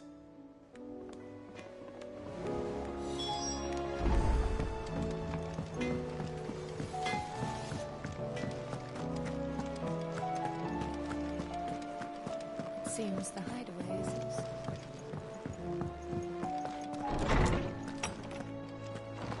There's a storm coming, Sid. Will there be thunder? Sid, perhaps you can help me solve a mystery. I can certainly try. Who's gone missing this time? It's not who, but what. Mid's scales, the ones she made for her workshop. I borrowed them to teach the little ones about weight, and shortly after the lesson, well, they vanished. My first thought was that they'd taken them off somewhere to play, but when I asked, they swore they had nothing to do with their having disappeared. Which almost certainly means they had everything to do with it. Perhaps a visit from Sid will jog their memories. I think it just might. Thank you. I don't like to imagine that my pupils would lie to me. But if they have, I'll have no choice but to discipline them accordingly. They were in the atrium when I last saw them, as always.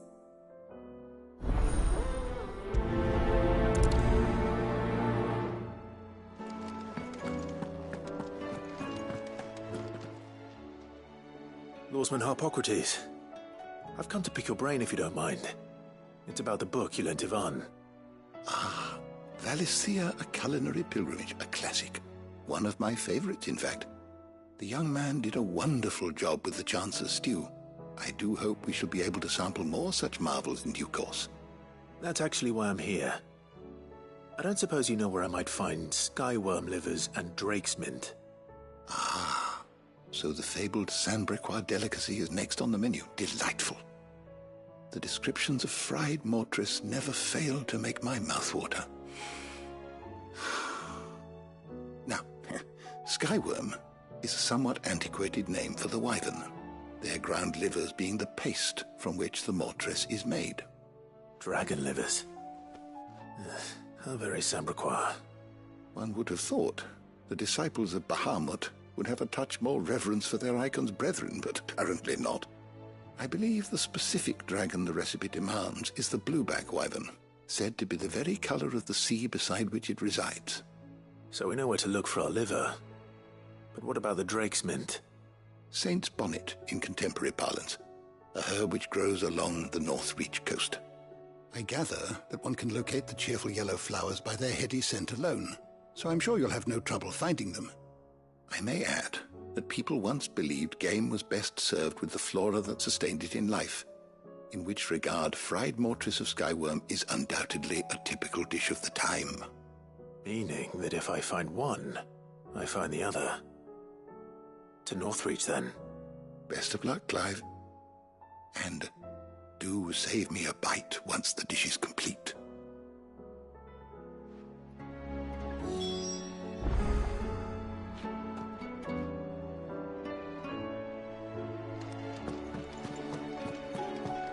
Is a storm coming, Sid?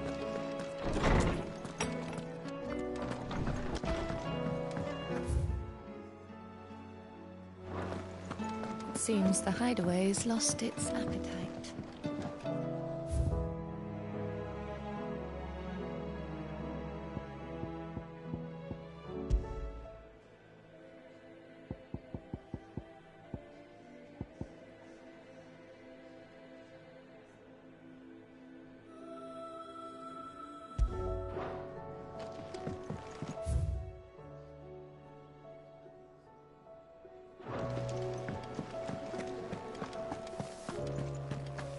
Did you see the pair that got hauled into time?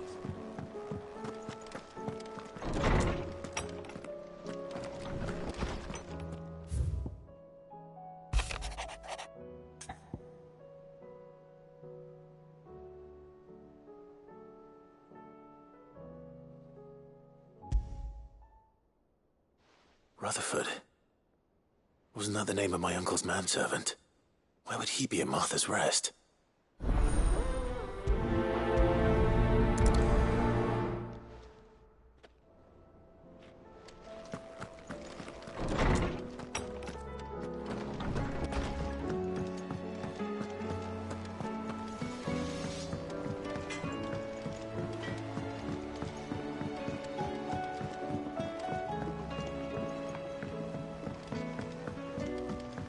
I heard the Emperor was impaled on his...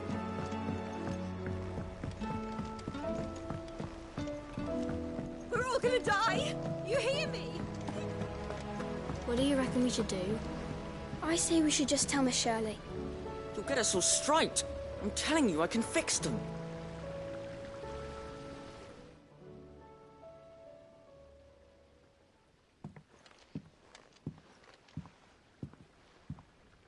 Sid! Hard at your studies, I see. And what is that? It's not a set of scales, is it? No. Of course it isn't. Well, not anymore, it's not. Oh, And just how long hasn't it been one? we're sorry. But we didn't break them. We dismembered them. Just like Miss Middledore showed us. Miss Middledore? And why would she have you dismembering her creations? Because that's the only way to become a ninja-neer. Miss Middledore said, the best way to see how something works is to take it apart and put it back together again. Well then, your work is already half done. Carry on. About that. The taking apart was easy enough, but it's the putting back we can't work out. Speak for yourself. The heavy thing goes at the bottom. Then...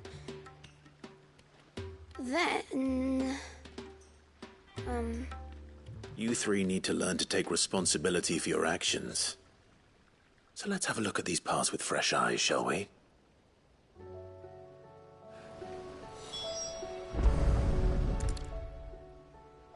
All right. Everything here was once part of Miss Middadole's scales. Every piece has its own role to play, and each is just as important as the others. If even one of them is missing, the scales won't work. So let's think about what those roles might be. You already know one of the pieces. The body. Its role is to support everything else. But what of the others?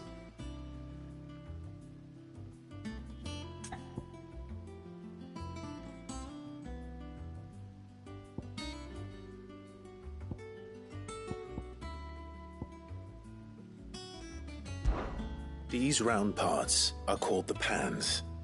You all know what a pan is, don't you? I do. Molly uses them in the kitchens to fry bangers. But these aren't for frying bangers, you idiot. They're for weighing stuff. But what if I wanted to weigh goods? I don't think you'd fit on that little thing. Probably not. What are the chains for? Holding the pans up? Well spotted. Which means something must hold the chains up in turn.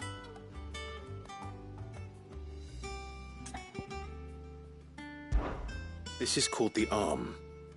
Why do you suppose that is? It doesn't look much like an arm. You're right. It looks more like a wing. Like a chocobo wing! You've ridden a chocobo before, haven't you, Sid? Will you teach me to ride one day? I'll think about it. Now, what do arms do? Hold things. So wait, maybe this arm holds things too? Good thinking. You're on the right track.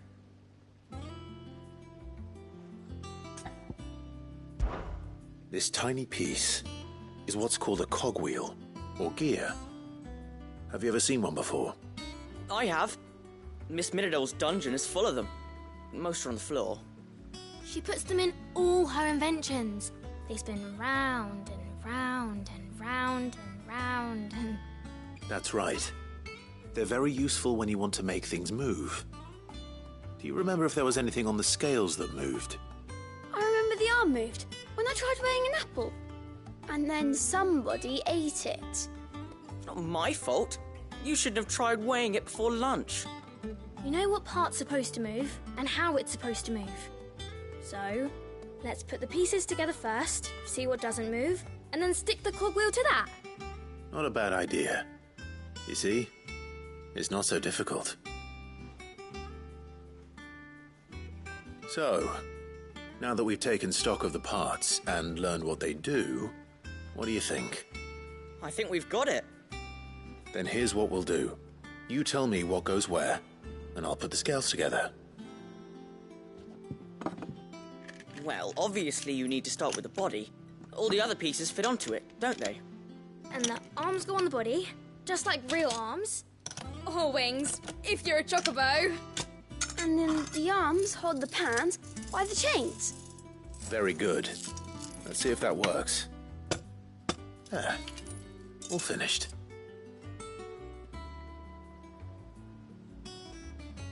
Yes! We did it! Well, with Sid's help. Oh, I just put the pieces together. It was you three engineers who showed me how. That's right. We're Miss Miradol's hares. Her hairs? Yeah, hares for the future. She's showing us her secrets now, so we can help out the hideaway when we're older. What do you think, Sid? Are we almost ready? With a little more help from Miss Miradol and Miss Shirley, I'd say it won't be long at all. You hear that? It won't be long. Until then, though, do try to be honest with Miss Shirley.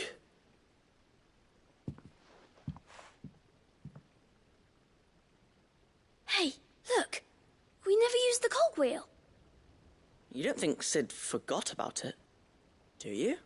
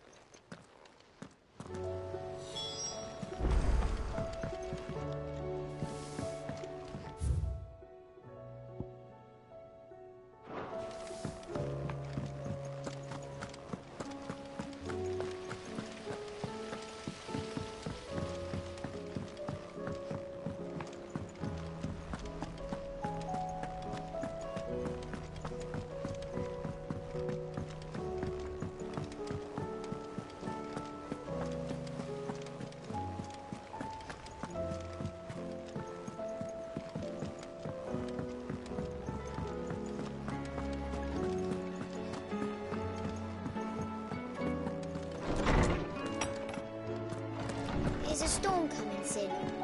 Will there be... Well, did you solve the mystery? It was as you thought. The children had the scales, or the parts of them at least. They dismantled them to see how they worked. Oh, no, Mid will have my head. Thankfully she won't. This might even have been her idea. Although I was the one who ended up teaching the lesson. I'm so sorry, Sid. I know how busy you are.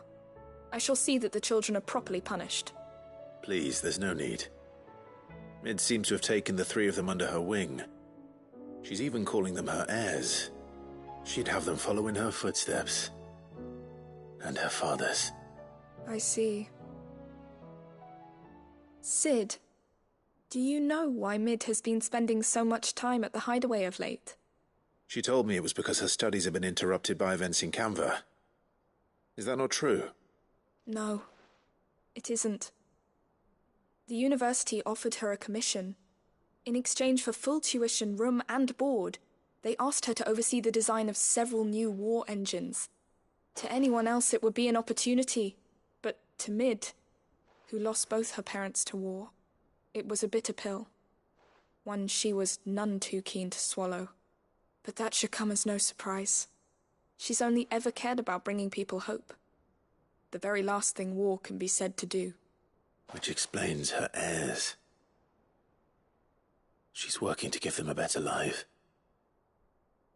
And so should I. What's the odd engineering lesson? Ah, you've given them far more than that. And I'm sure they're very grateful.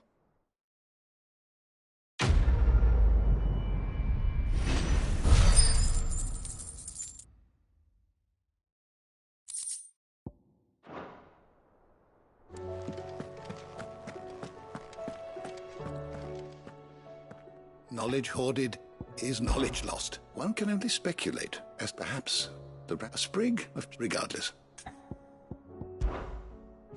I don't believe you've read this particular chapter before. You wish to study the tomes?